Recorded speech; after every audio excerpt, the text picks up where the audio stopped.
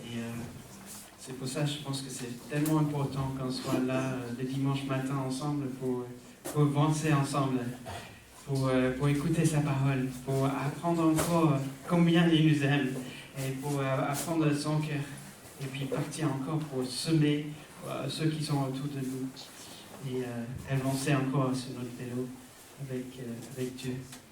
Ce matin, on a Rémi Gomez qui est de Lyon.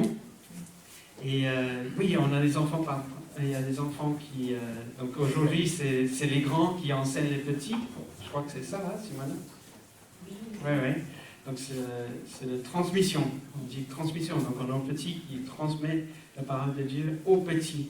Donc ils apprennent des versets, ils apprennent des histoires et ils racontent aux petits.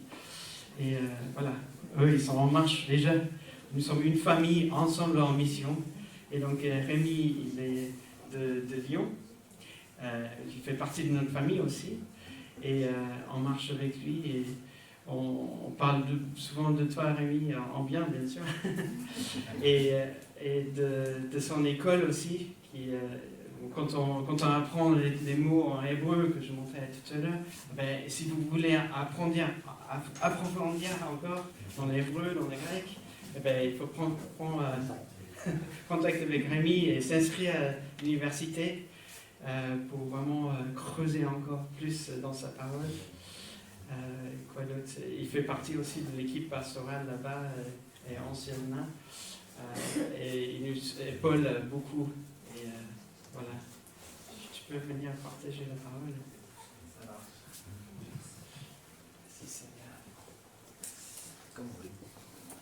Seigneur. Merci Seigneur pour Rémi, merci pour tout ce qu'il fait pour nous, pour tout ce que voilà, tu es en train de faire avec lui dans cette école qui démarre.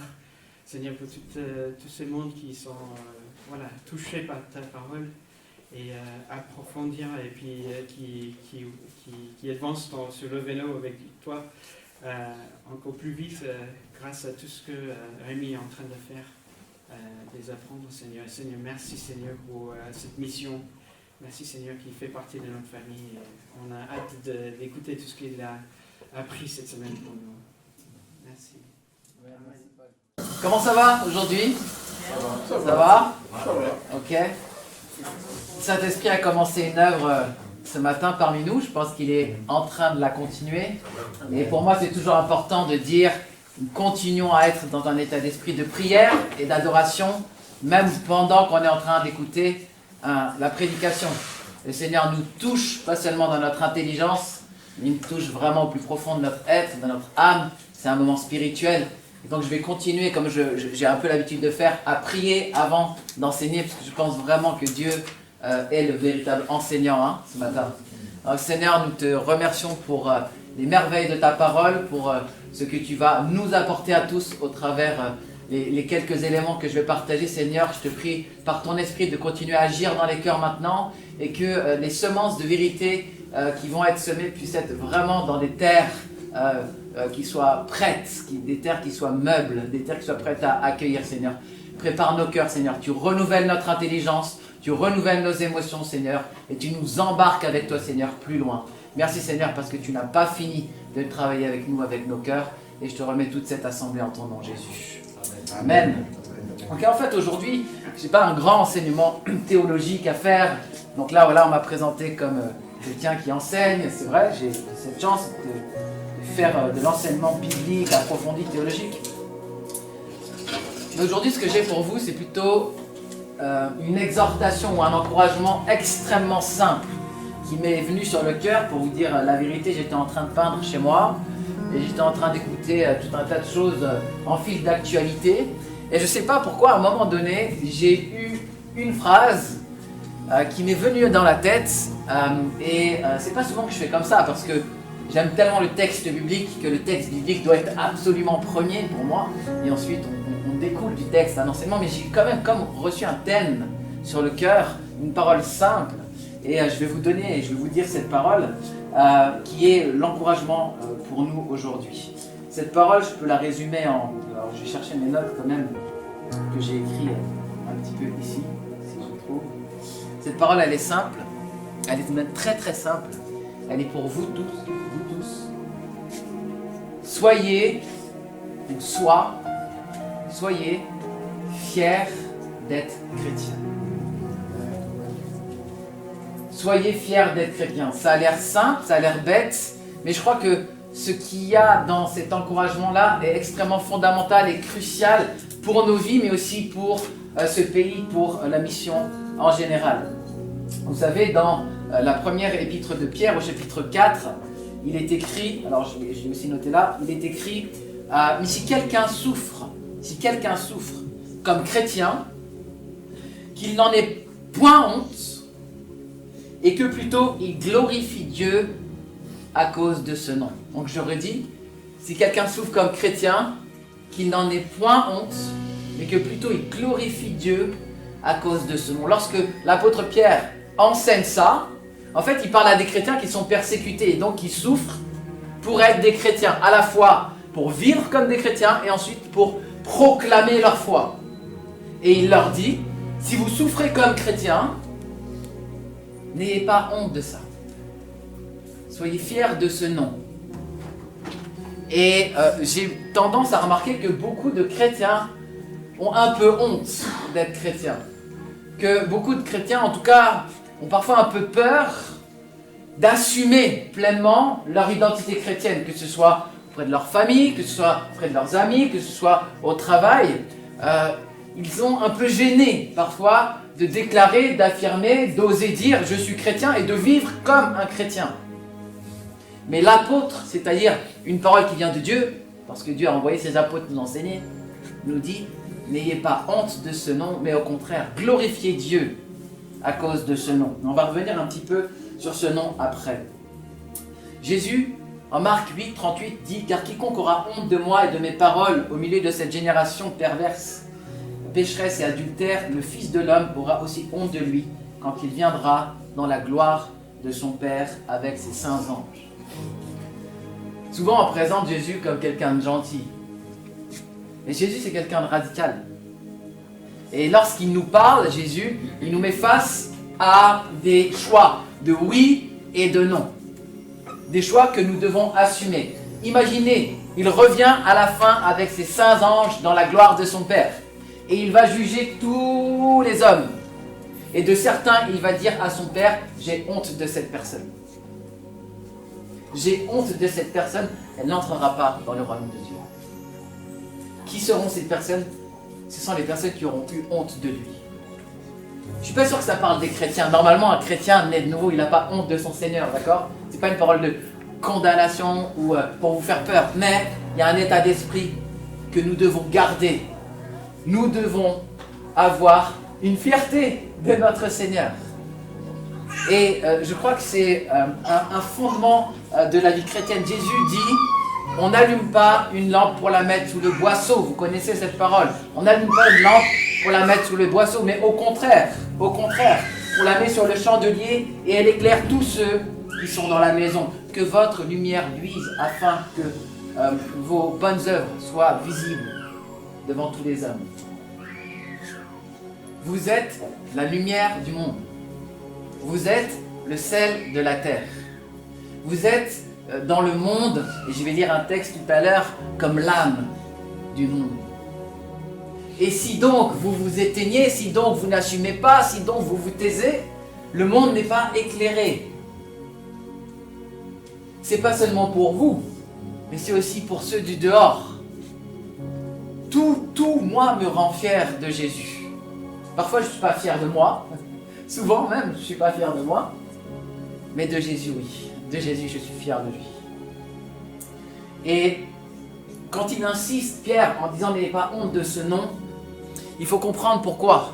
Le mot chrétien, christianoi en grec, ça veut dire partisan de Jésus-Christ, membre du parti de Jésus, suiveur de Jésus. On trouve 3 fois ce mot dans le texte de la Bible. D'abord en Actes chapitre 11, quand les disciples ont été persécutés à Jérusalem. Vous savez, Étienne, il a été mis à mort, il a été persécuté, c'est dans Actes chapitre 7.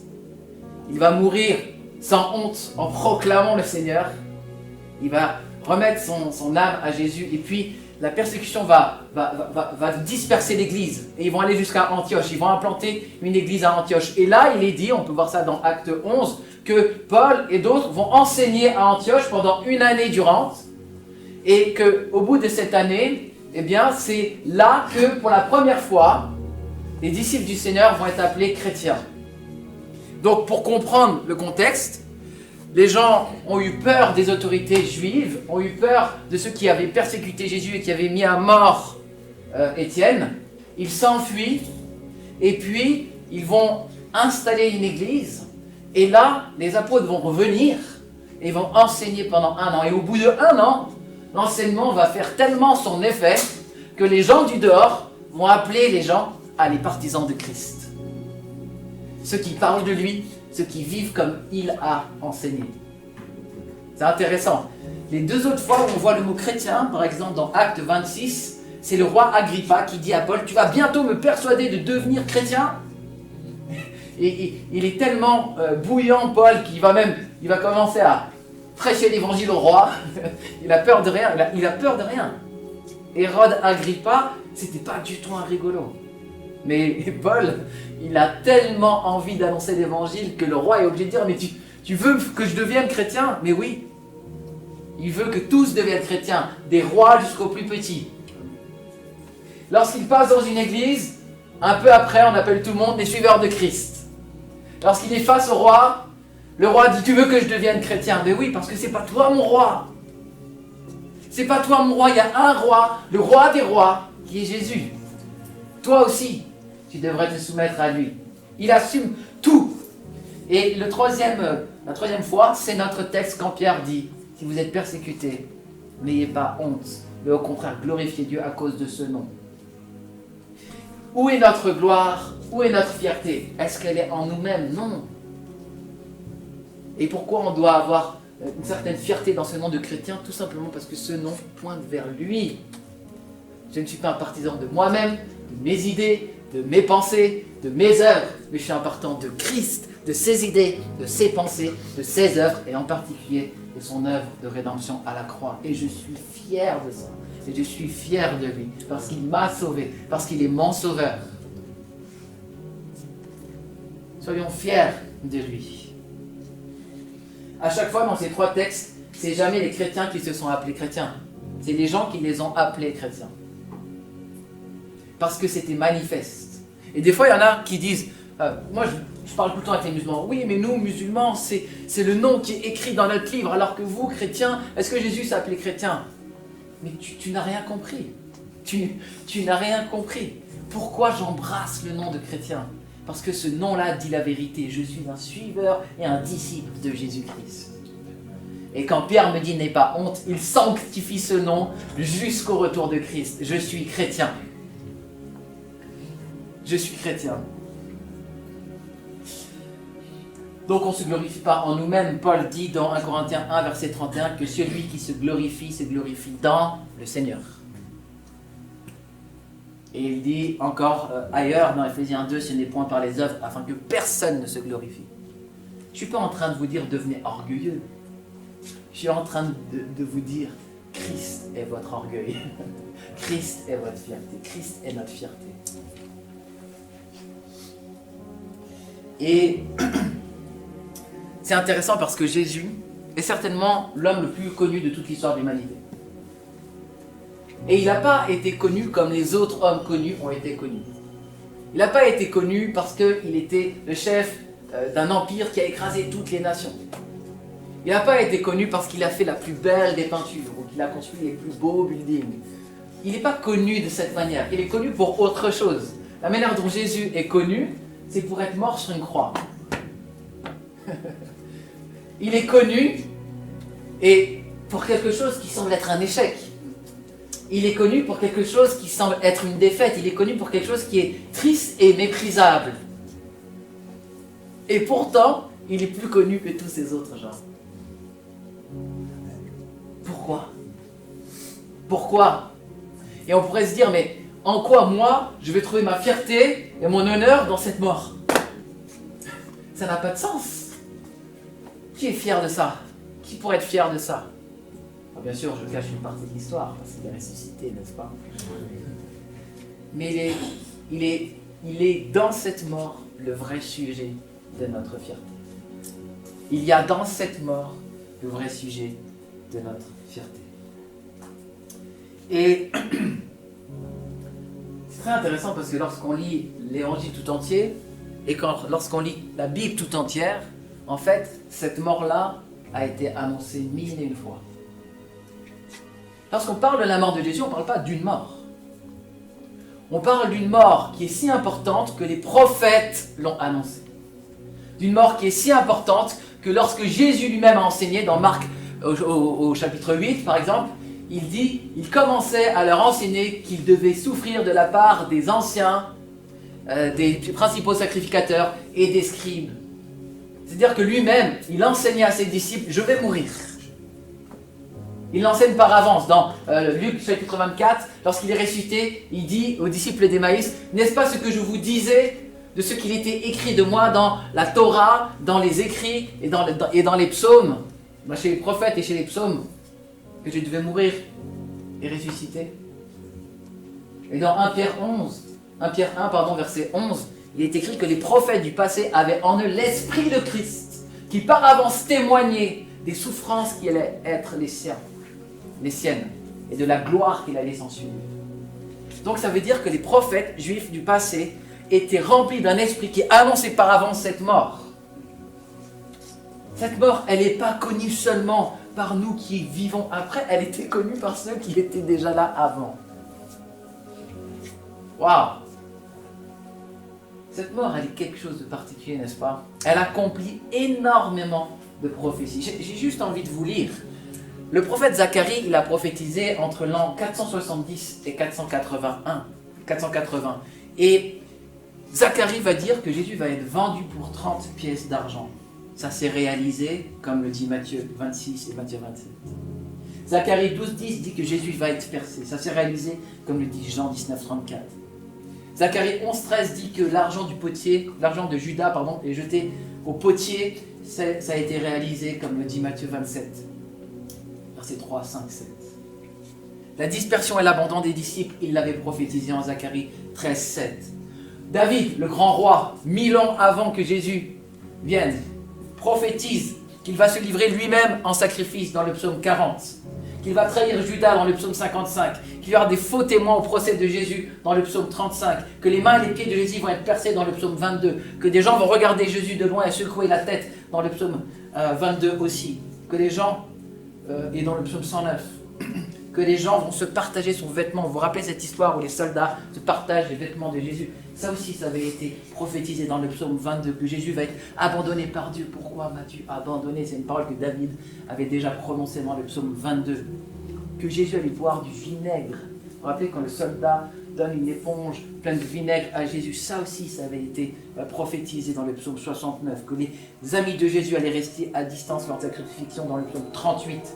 Que Jésus va remettre son esprit dans les mains de Dieu au psaume 31. Que l'eau coule du sein de Jésus dans le psaume 22. Qu'aucun de ses os ne seront brisés dans le psaume 34. Parce que vous vous rappelez, il est crucifié entre deux brigands. Et généralement, pour que la mort par crucifixion aille plus vite, on cassait les os des jambes pour que les gens fléchissent et qu'ils meurent plus vite. C'était cruel. Mais lorsque Pilate a regardé Jésus, il s'est étonné qu'il était déjà mort. Et ainsi, il est écrit, il s'est réalisé la prophétie qu'aucun de ses os ne sera brisé. Waouh! Que Jésus ressuscite des morts, le psaume 16 le disait. Il serait élevé vers Dieu après sa mort, le psaume 68 l'annonçait. J'ai pas encore parlé d'Ésaïe.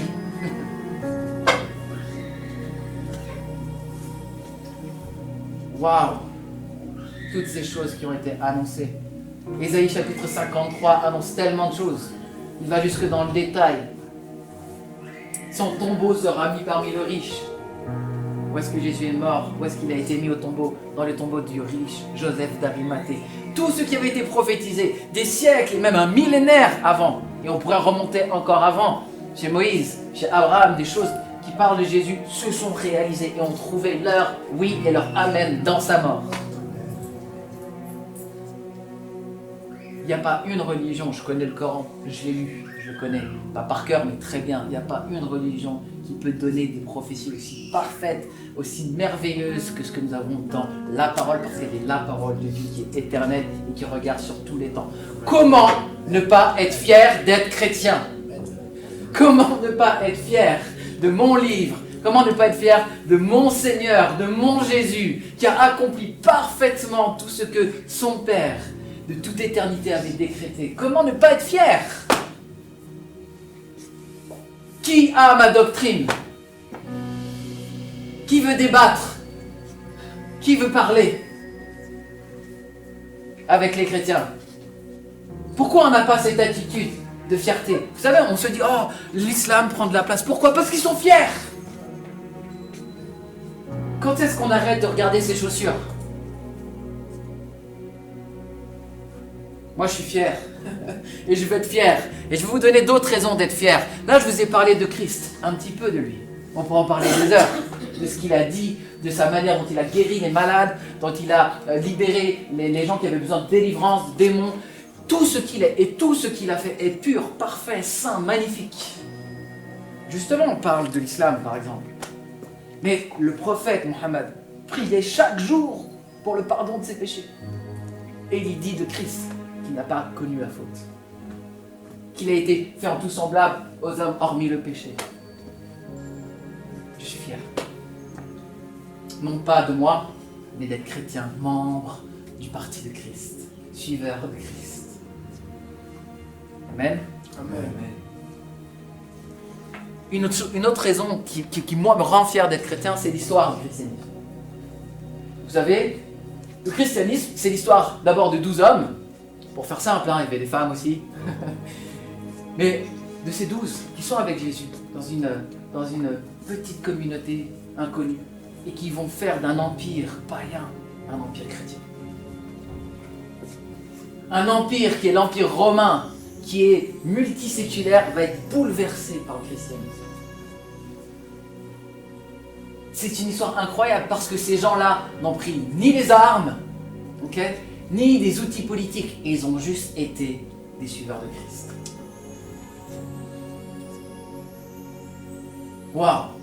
J'ai un texte qui est connu parmi les historiens dans une lettre qui s'appelle Abioniette, qui est certainement écrit au tout début du IIe siècle, autour de l'encens. Ce texte-là, en fait, c'est un témoignage de ce que sont les chrétiens déjà à cette époque. Je vais vous le lire et je vais vous poser la question, est-ce que ça ne vous rend pas fier d'être chrétien? Les chrétiens ne se distinguent des autres hommes ni par le pays, ni par le langage, ni par les coutumes, comme nous ici, tous frères. Car ils n'habitent pas de ville qui leur soit propre. Ils n'emploient pas quelques dialectes extraordinaires. Leur genre de vie n'a rien de singulier. Leur doctrine n'a pas été découverte par l'imagination ou par des rêveries d'esprits inquiets. Ils ne font pas comme tant d'autres. Ils ne se font pas comme tant d'autres les champions d'une doctrine d'origine humaine. Ils habitent les cités grecques et les cités barbares, suivant le destin de chacun. Ils se conforment aux usages locaux pour le vêtement, la nourriture et le reste de l'existence, tout en manifestant des lois extraordinaires et vraiment paradoxales de leur manière de vivre. Ils résident chacun dans sa propre patrie, mais comme des étrangers domiciliés. Ils s'acquittent de tous leurs devoirs de citoyens et supportent toutes les charges comme des étrangers. Toute terre étrangère est leur patrie, et toute patrie est une terre étrangère. Ils se marient comme tout le monde, ils ont des enfants, mais ils n'abandonnent pas leur nouveau-né. Ils prennent place à une table commune, mais qui n'est pas une table ordinaire. Ils sont dans la chair, mais ne vivent pas selon la chair. Ils passent leur vie sur terre, mais sont citoyens du ciel. Ils obéissent aux lois établies, et leur manière de vivre est plus parfaite que les lois. Ils aiment tout le monde, et tout le monde les persécute. On ne les connaît pas, mais on les condamne. On les tue, et c'est ainsi qu'ils trouvent la vie. Ils sont pauvres et font beaucoup de riches. Ils manquent de tout, et ils ont tout en abondance. On les méprise, dans ce mépris, ils trouvent leur gloire. On les calomnie, ils y trouvent leur justification. On les insulte, ils bénissent. On les outrage, ils honorent. Alors qu'ils font le bien, on les punit comme des malfaiteurs, tandis qu'on les châtie, ils se réjouissent comme s'ils naissaient à la vie. Les Juifs leur font la guerre comme à des étrangers, les Grecs les persécutent. Ceux qui les détestent ne peuvent pas dire la cause de leur hostilité. En un mot, ce que l'âme est dans le corps, les chrétiens le sont dans le monde. L'âme est répandue dans tous les membres du corps, comme les chrétiens dans les cités du monde. L'âme habite le corps et pourtant elle n'appartient pas au corps, comme les chrétiens habitent dans le monde et n'appartiennent pas au monde. L'âme invisible est retenue, prisonnière dans le corps visible. Ainsi les chrétiens, on les voit vivre dans le monde, mais le culte qui rend à Dieu demeure invisible.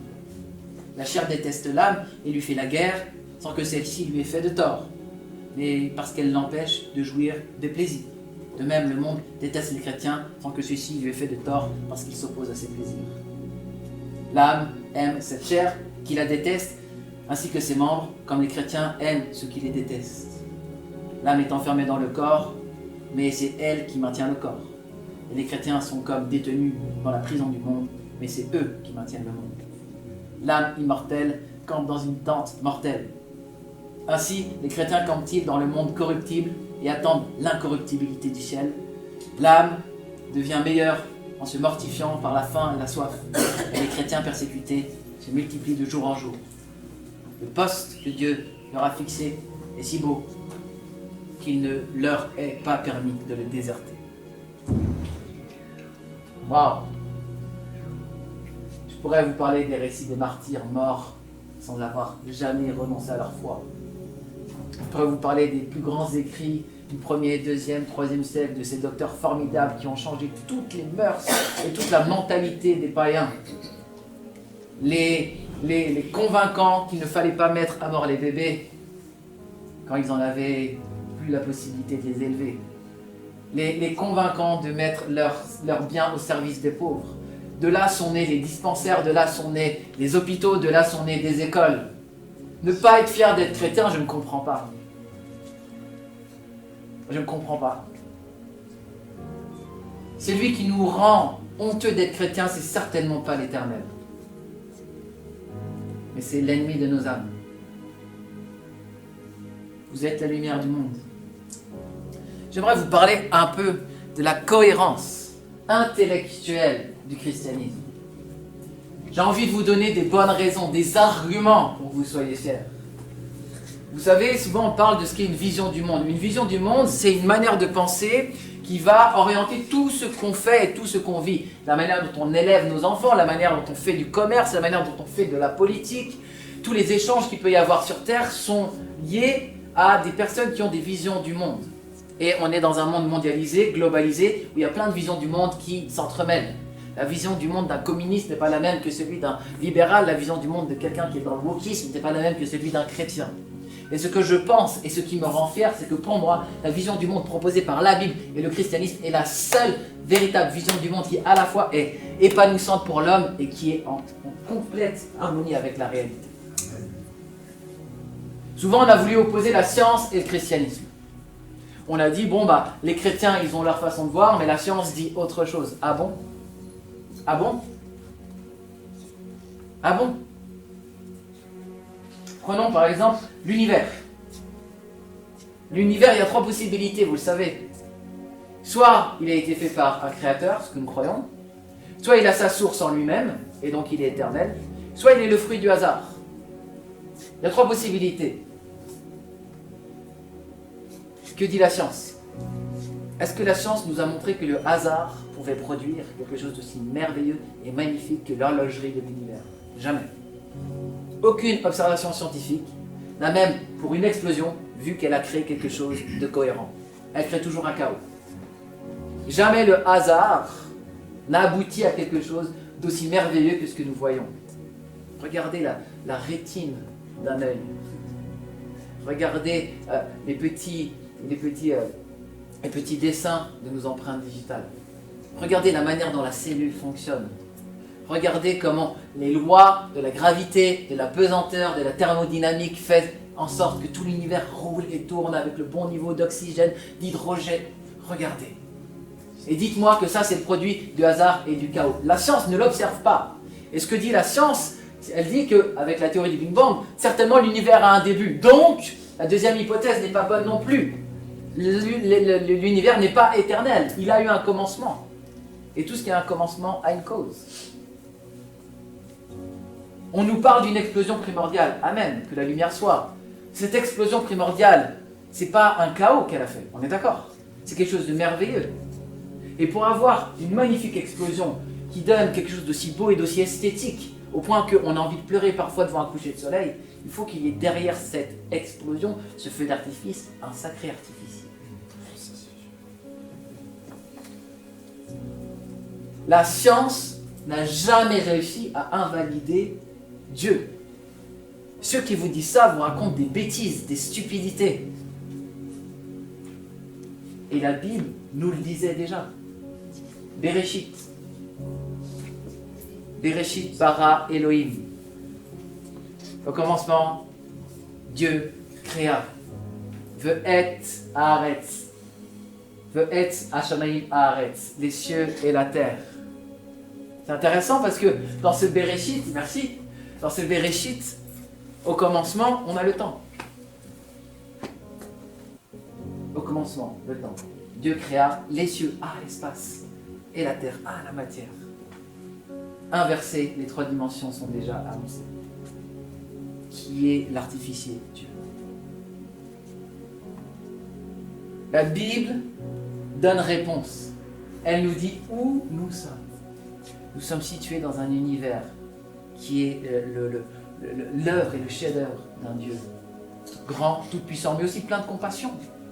Tous les êtres sur cette terre trouvent leur substance pour se nourrir. Et tous ont une habitation où vivre. Et non seulement il donne de la nourriture, mais si vous êtes gourmand comme moi, il donne quelque chose assez sympa à manger. Waouh! Donc la Bible, elle répond, et la vision chrétienne, elle répond à la question « Où suis-je » Une question que beaucoup de gens se posent. Je pourrais juste citer un ou deux versets que j'ai pu noter, qui sont importants. Les cieux ont été faits par la parole de l'Éternel, et toute leur armée par le souffle de sa bouche. Ils amoncellent en une masse les eaux de la mer. Il dit, et la chose arrive, il ordonne, et elle existe. Psaume 33. Ou encore Jérémie 10. Il a fait la terre par sa puissance, il a fondé le monde par sa sagesse, il a étendu les cieux par son intelligence. Lorsqu'il donne de la voix, les eaux s'amassent dans le ciel, il fait monter les nuages du bout de la terre, il produit les éclairs pour la pluie, il fait sortir le vent de sa présence. Voilà ce que dit la Bible sur où nous sommes. Nous sommes dans ce monde créé par ce Dieu si bon. Et Einstein a dit n'importe qui de sérieusement impliqué dans la poursuite de la science devient convaincu qu'un esprit est manifeste dans les lois de l'univers. Un esprit largement supérieur à celui d'un homme et en face duquel nous, avec notre modeste pouvoir, devons nous sentir humbles. Merci Seigneur. La Bible, elle répond aussi à une question encore plus fondamentale peut-être. Qui suis-je? Parce que si une vision est cohérente sur tous les points et qu'elle remplit l'âme de certitude et de bonheur, c'est certainement qu'elle est vraie. Donc la Bible nous parle déjà de où je suis. Lorsque le monde entier des scientifiques, je parle à l'époque de l'Antiquité, d'Aristote, disait que la Terre était éternelle, la Bible disait déjà non au commencement. Et maintenant que la science a avancé, la science s'est remise à jour avec la Bible. De la même manière, qui suis-je? La Bible le déclare dans Genèse chapitre 2. Dieu a créé l'homme et la femme à son image. Qui tu es? Tu es une créature qui est l'image de Dieu. Et qui je suis? Tu es une créature qui est sacrée et qui représente Dieu. Parce que peut-être que tu vis dans une famille où on n'a pas dit que tu avais une valeur. Peut-être qu'on t'a méprisé, maltraité, rejeté. Dieu lui dit, tu es de mon image. Homme et femme. Homme et femme, il les créa à son image. Tu es l'image de Dieu. Qui suis-je? Tu es l'image de Dieu. Et j'aime beaucoup ce qu'on appelle la Trinité. Vous avez déjà entendu parler, la Bible nous parle de Dieu comme un Père, il nous dit que le Fils est Dieu, elle nous apprend que l'Esprit est Dieu. Il n'y a qu'un seul Dieu, et donc Dieu est Père, Fils et Saint-Esprit. Et pour moi c'est très important, parce que lorsque Dieu dit qu'il nous a fait à son image, il y a quelque chose donc en lien avec ce Dieu trinitaire, n'est-ce pas? Dieu est Trinité, ça veut dire qu'en lui-même, il s'aime depuis toujours, comme s'il aimait un autre. Un peu compliqué ça. il a un amour altruiste en lui. S'il est plusieurs, il y a une communauté d'amour, une famille qui s'aime. Le Père aime le Fils aime le Père, le Fils aime l'Esprit aime le Fils. Vous comprenez? Dans Jean 17,4, qu'est-ce que Jésus dit? Père, tu m'as aimé avant la fondation du monde. L'amour entre le Père et le Fils est préexistant à toute création. Donc l'amour entre le Père, le Fils et le Saint-Esprit, et je pourrais vous parler des heures de ça, est éternel. Et pourquoi c'est important? Parce que si nous sommes à son image, c'est qu'il y a en nous aussi quelque chose qui est fait pour la relation, la communion. C'est pour ça que Dieu nous a fait des familles. C'est pour ça que pour moi, les leaders d'église doivent être plusieurs et pas un. C'est pour ça que j'estime que nous sommes la religion, mais je ne sais pas si c'est le bon mot, mais par essence de l'amour, parce que notre Dieu est amour, 1 Jean 4,8, et qu'il exerce cet amour altruiste depuis toujours. C'est qu'un Dieu comme Allah ne peut pas faire. Allah, pour être en relation avec quelqu'un, il est obligé de le créer.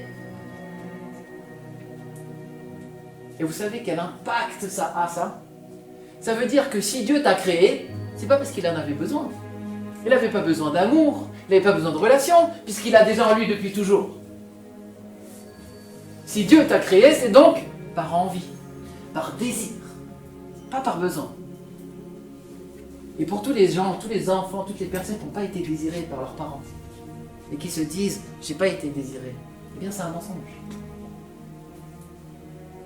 Les parents humains imparfaits que tu as eus ont failli. Mais si tu es dans ce monde, c'est parce qu'il y a un Dieu qui t'a désiré. Ton identité n'est pas déterminée ultimement par des gens qui sont des créations, mais par ce que dit le Créateur. Il t'a désiré, il t'a voulu. Pourquoi est-ce que tu es dans ce monde? Parce que Dieu a eu le plaisir de faire de toi son image. Waouh!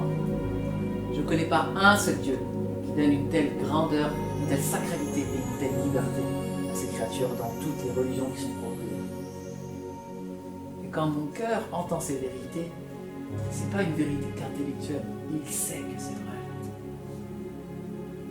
Comment ne pas être fier d'être chrétien? Comment ne pas être fier de mon Dieu? Il me dit où je suis, il me dit qui je suis. Il me répond à toutes les questions. Il répond à la question quel est le sens de la vie. Tu te poses cette question, mais quel est le sens de la vie?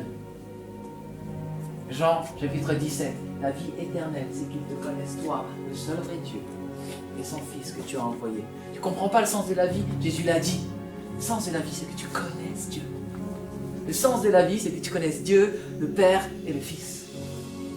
Ce que tu commences aujourd'hui à vivre dans ta vie chrétienne, de connaître le Père et le Fils, c'est ce qui sera pour l'éternité, parce que la vie éternelle, c'est qu'ils te connaissent toi.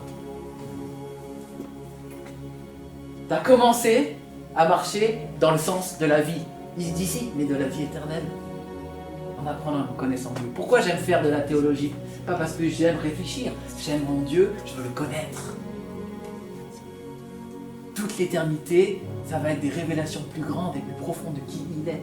Et quand on a le mot connaître dans la Bible, c'est pas une connaissance intellectuelle, c'est une connaissance relationnelle, c'est une connaissance expérimentale. La vie éternelle, c'est de connaître Dieu.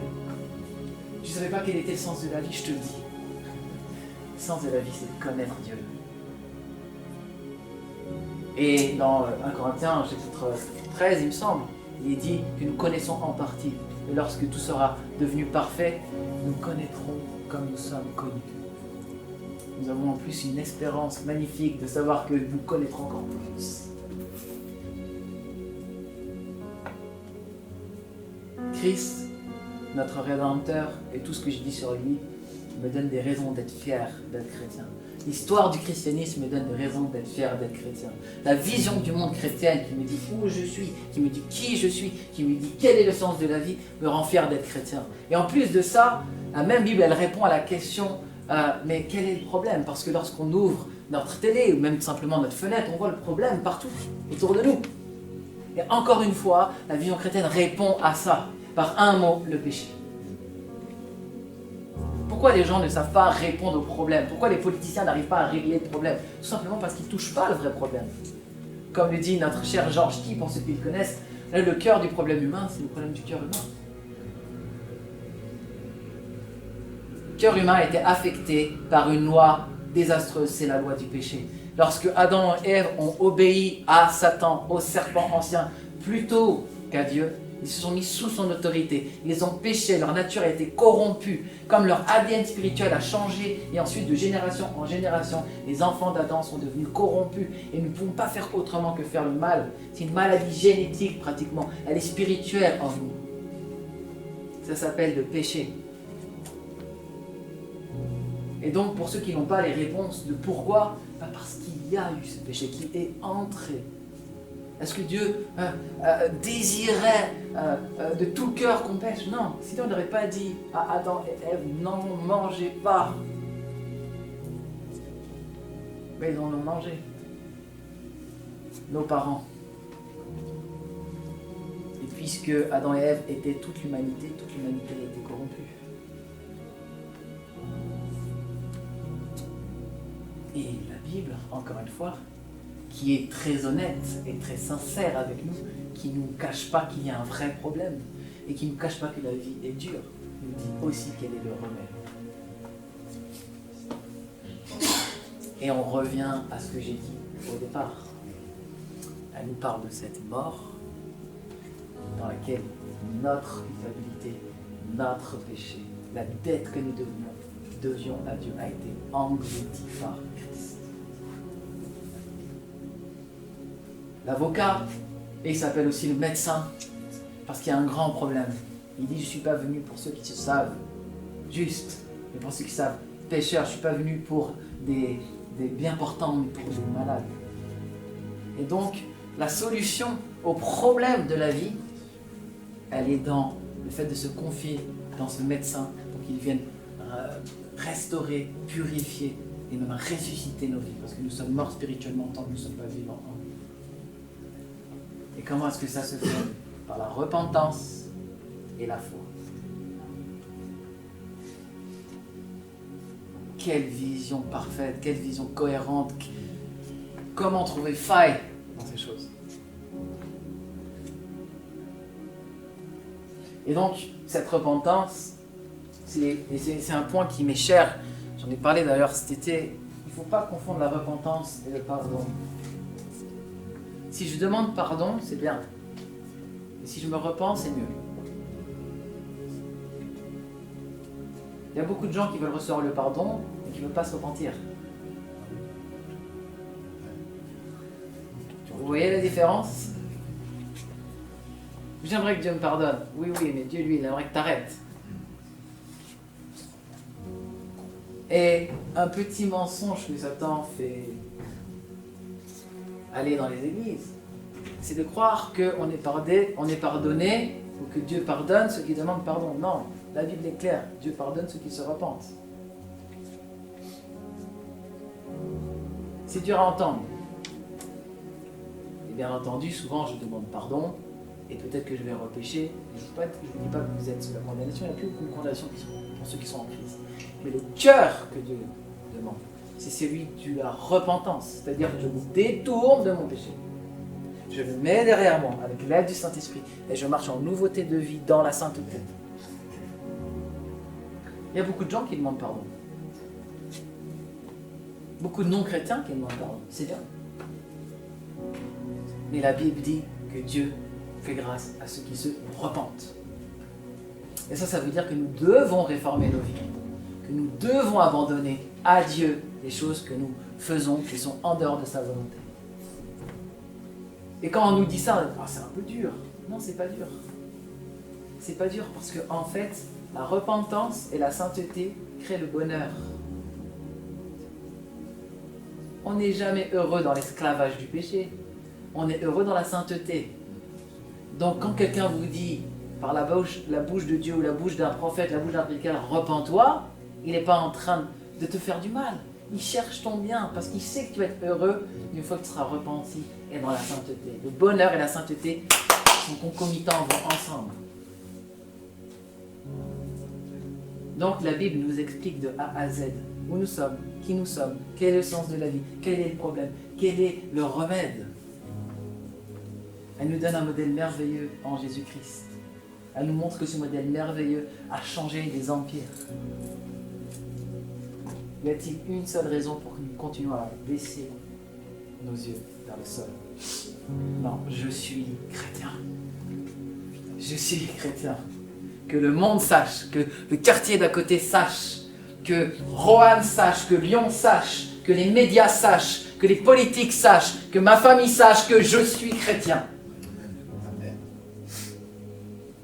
On est fiers, on redevient vraiment fiers. Non de nous, mais de Christ, ou pas? Et maintenant que je vous ai donné des bonnes raisons, je vais finir en vous donnant une piste sur comment redevenir audacieux pour devenir chrétien. Je crois que ça se résume dans un verset très simple, quand Paul encourage Timothée, il lui dit, dans 2 Timothée 1, « C'est pourquoi je t'exhorte à réanimer le don de Dieu que tu as reçu par imposition de mes mains. Ce n'est pas un esprit de timidité que Dieu nous a donné, mais un esprit de force, d'amour et de sagesse. » Je vous ai dit pourquoi être fier, et maintenant je vous dis comment être fier. En étant rempli de l'esprit, qui n'est pas un esprit de timidité, mais de force, d'amour et de sagesse. Comment redevenir fier?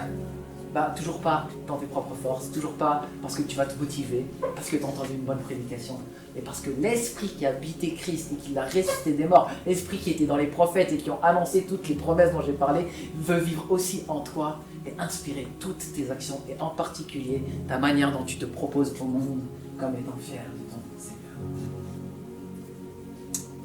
Et donc, j'ai rien d'autre de plus à vous proposer que de prendre un temps où on laisse l'Esprit à nouveau nous convaincre, l'Esprit à nouveau nous dire à quel point le Fils est merveilleux, à quel point le Père est merveilleux, et à quel point tout le sens de ma vie, c'est de prononcer et d'annoncer l'Évangile et de vivre selon les lois de l'Évangile, les lois de l'amour.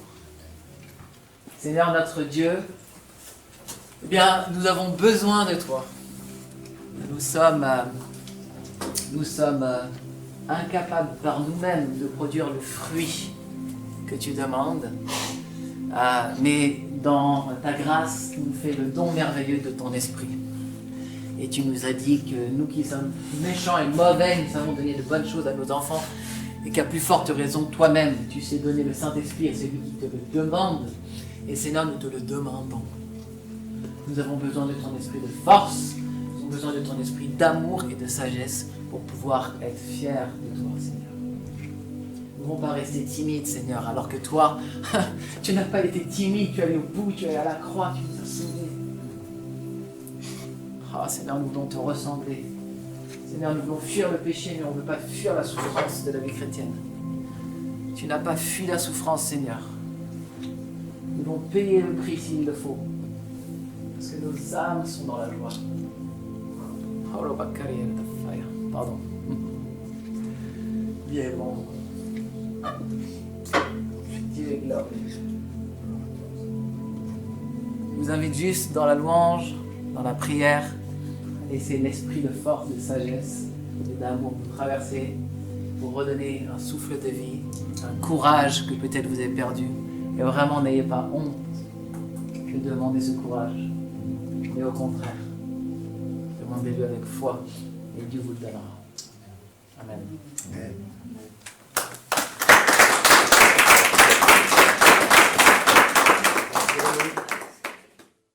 On est aussi fiers de Dieu. Dad, tu vas me faire? On est fiers de ce que Dieu a fait pour nous aussi.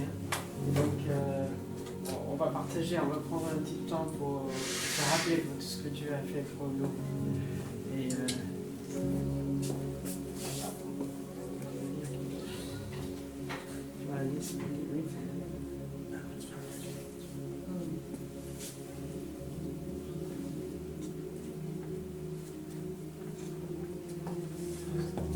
First of all, apologies for my English.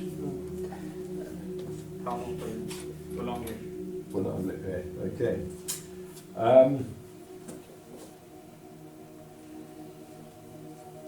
This is very important to Jesus.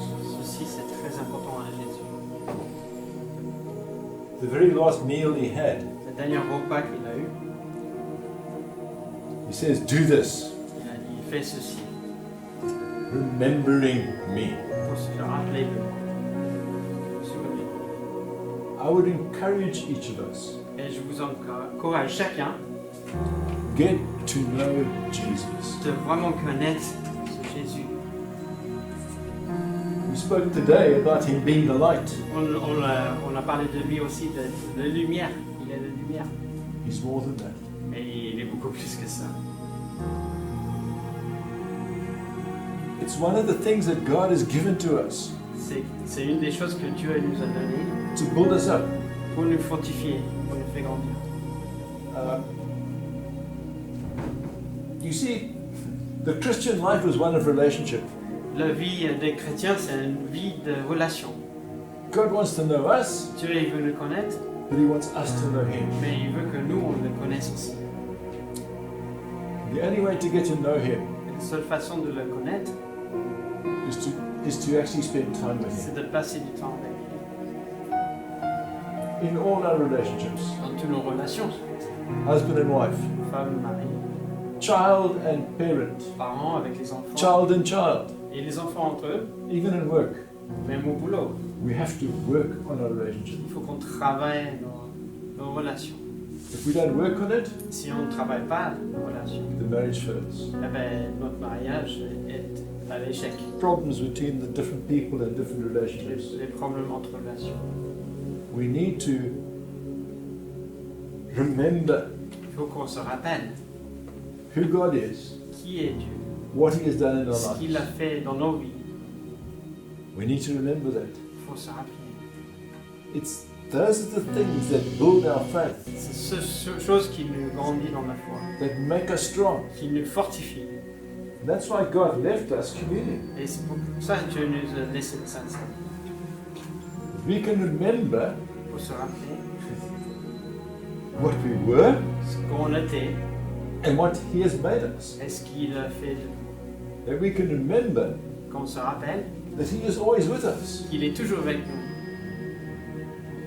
We forget On oublie so easily. tellement facilement. We forget so easily. On oublie.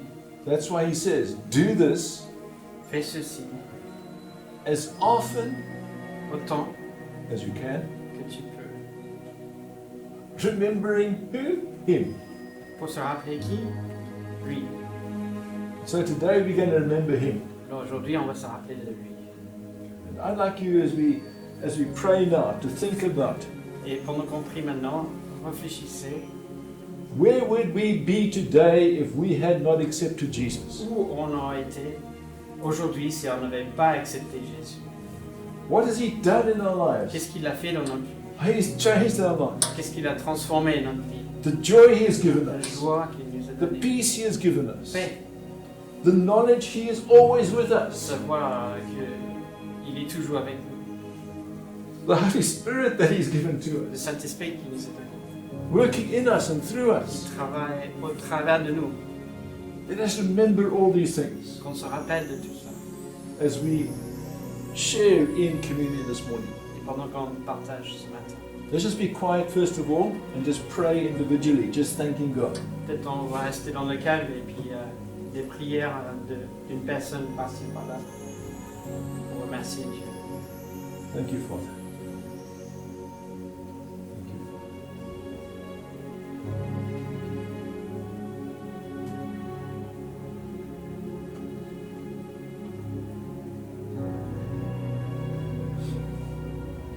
Seigneur, merci pour ton sacrifice extraordinaire à la croix pour moi, pour ma famille, pour tous celles et ceux, Seigneur, qui t'ont accepté, qui marchent avec toi.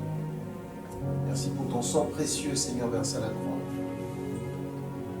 Merci parce que tu es mort, tu es ressuscité. Merci pour l'espérance que nous avons en toi. Amen.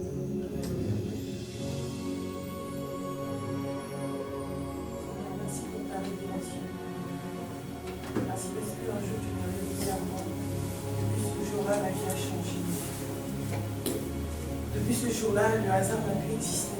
Parce que tout ce qui se faisait dans ma vie, Seigneur, j'ai toujours vu ta main, toujours vu ton amour et ta grâce. Merci Seigneur, pour cette révélation dans la vie de chacun ici. Merci encore, Seigneur, pour cette révélation qui va se faire dans la vie de ceux-là qui ne te connaissent même pas encore. Merci parce que je sais que tu peux, tu l'as fait, tu fais, tu feras encore. Je me souviens de toi encore de manière particulière aujourd'hui et je te rends grâce. Je te bénis, je t'exalte encore. Toi le puissant, glorieux Dieu, l'incomparable.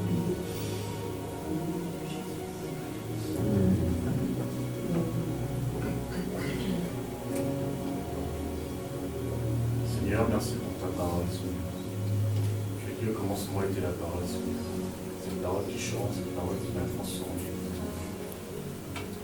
J'ai aussi dit quand même mon Dieu que la foi, c'est pour la foi vient de ce que l'on entend. Et ce que l'on entend vient de cette même parole, Seigneur. Cette parole, Seigneur, qui est une source au quotidien, Seigneur. Cette parole qui vient nous transformer. Et Père, merci, mon Dieu, de nous donner cette flamme. Tu nous encourages encore davantage d'écouter ta parole, ta parole qui est cruciale, Seigneur. Ta parole, éternel, mon Dieu, qui nous apprend qui tu es, Seigneur, qui nous dit, Seigneur, qui montre les objectifs que tu as fixés pour nous, Seigneur, pour notre vie. Seigneur, merci pour ta présence dans nos vies.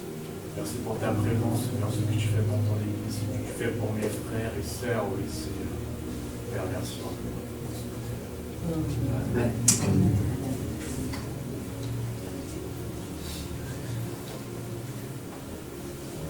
Merci Seigneur pour ma vie et pour celle de ma famille. Seigneur, si tu nous demandes de nous rappeler de toi, c'est que tu nous demandes en quelque sorte de nous rappeler que ce que tu avais fait, tu le fais toujours. Seigneur, je te remercie ce matin parce que je sais que ce que tu as fait dans ma vie, tu l'as prévu aussi pour les membres de ma famille. Seigneur, je te remercie parce que ça va s'accomplir. Merci Seigneur. Par lui avant d'aimer le monde, qu'il a mis son Fils unique afin qu'il comprenne l'Église et qu'il ait la vie éternelle. Seigneur, merci parce que tu as donné ton amour au nom de ce que tu as donné le précieux Seigneur afin de nous réconcilier avec toi.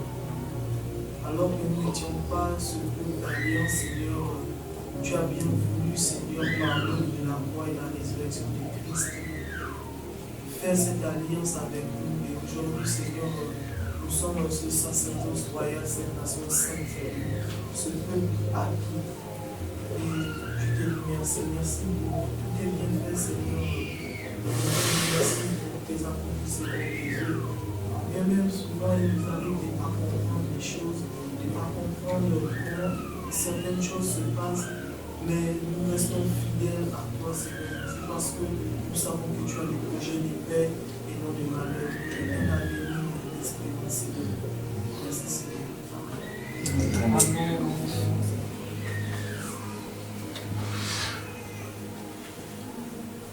Father, thank you, Lord God, for your great mercy.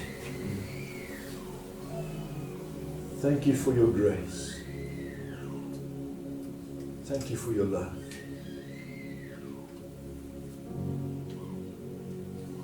Forgive us where we haven't worked at a relationship with you.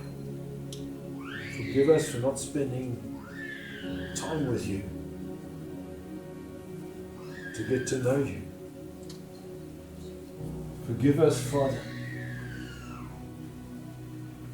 for not remembering you and your goodness. Thank you, Lord God, for your forgiveness. Thank you, Lord, that your blood still, right now, washes our sin away. We stand before you, clean, pure, holy.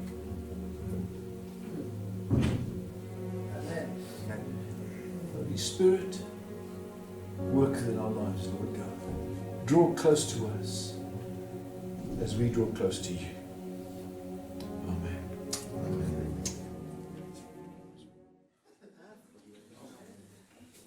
Ok, maintenant que j'ai quelques minutes d'attention, en fait, on part, Marien, moi et peut-être aussi Joël Thibault, pour ceux qui le connaissent, qui est responsable de l'église reine de notre famille d'église au Centrafrique en février. On va partir pendant les vacances de février et on a, grâce aussi au réseau de Mariens et à la famille de Mariens, accès à différentes personnes importantes qu'on veut venir voir pour présenter plusieurs choses. Premièrement, l'Institut dont je suis le directeur, l'ITRC, l'Institut de Théologie Réformée Charismatique. On a à Bangui une grande église, le FEB, peut-être 3000 membres, c'est ça? Dans son réseau global. Le réseau global fait 3000 membres, donc il y a un besoin de formation là-bas qui est fort. Donc on va rencontrer les leaders pour présenter un petit peu l'Institut. Il va y avoir un programme de séminaire d'à peu près 3 jours pleins d'enseignement que moi je vais donner sur la mission chrétienne, sur l'évangélisation des musulmans et d'autres choses. Avec Maria, on va annoncer l'évangile, on va trouver toutes les situations pour pouvoir présenter le Christ ensemble. On aura aussi rendez-vous avec le ministère des Sports, le ministère des Affaires étrangères et la FATEB, qui est la faculté de théologie baptiste là-bas, avec qui on noue un partenariat. Et donc on a toutes ces personnes qui sont enthousiastes que l'on vienne et qu'on noue du partenariat et qu'on voit comment faire. L'accès avec le ministre des Sports, c'est aussi important pour nous parce qu'on a Joël Thibault qui est au milieu du sport et au milieu des sportifs de haut niveau qui a une influence assez forte en France et qui est dans notre réseau d'église. On espère avoir des ouvertures pour accéder à l'équipe, à la délégation centrafricaine pour les Jeux Olympiques et avoir accès aussi aux joueurs pour pouvoir à la fois leur annoncer l'évangile et puis qu'ils puissent eux-mêmes être porteurs de l'évangile pour ceux qui sont chrétiens. Donc tout ça c'est un gros projet. Ce dont on nécessite le plus, c'est vos prières. On a vraiment besoin de vos prières parce que on part en mission et on veut planter avec fierté le drapeau de Jésus. Voilà, et aussi faire ce vrai lien avec nos frères centrafricains et qu'il y ait un partenariat qui soit solide, plein d'amour, plein de confiance, plein d'unité. Et avec Maria, on a vraiment à cœur cette unité aussi. On désire profondément cette unité. Et qu'elle soit pérenne dans le temps et entre nos institutions. Donc voilà, c'est juste ce sujet-là que je voulais vous partager, vous demander de prier pour ça, d'en parler avec Maria si vous voulez plus d'informations, mais que vous partiez dans la prière pour que ça porte du fruit. Voilà, et New Ground, notre famille d'église, soutient ce projet financièrement. Donc on sait, Maria et moi, qu'on peut partir. On cherche encore quelques finances pour Joël Thibault, et c'est un sujet de prière. C'est pas une demande de nom que je fais là devant vous, c'est vraiment un sujet de prière, parce qu'on pense que Dieu va bénir. Ça va ? Merci.